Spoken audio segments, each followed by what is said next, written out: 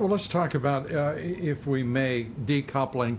Robert Lighthizer raising eyebrows of more of a few people, but including my own, when he said that decoupling from China after 100 plus thousand Americans were murdered by the policies and the decisions of Xi Jinping is to me stunning. The president made it clear that that was a misunderstanding between himself and Lighthizer, but I wonder what your understanding is.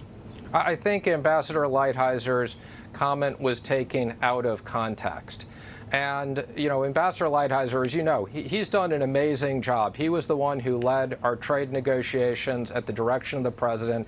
I sat in every single one of those meetings. Nobody has ever done as much on trade as Ambassador Lighthizer. So there may be a time when we have a decoupling.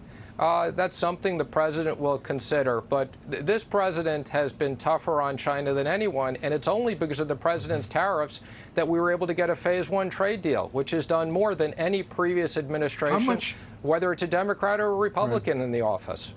No. And I've been, I think, amongst those at the forefront, complimenting you, the president, and the administration for achieving a historic agreement with the Chinese. I'm also now feeling somewhat lonely because I'm amongst the few who believe that this administration should also be holding President Xi and the Communist Chinese government accountable for the murder, what I see plainly as the murder of over 100,000 Americans. Is there any energy being devoted to how that can be achieved?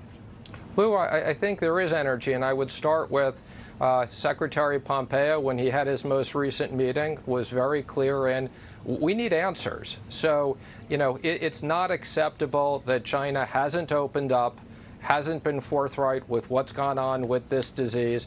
And there's no question the disease started there. And how did it spread through the rest of the world and it didn't spread through China? That's what we want to know. And why didn't, when they did know what was going on, they didn't tell the rest of the world? And that has cost a lot of lives.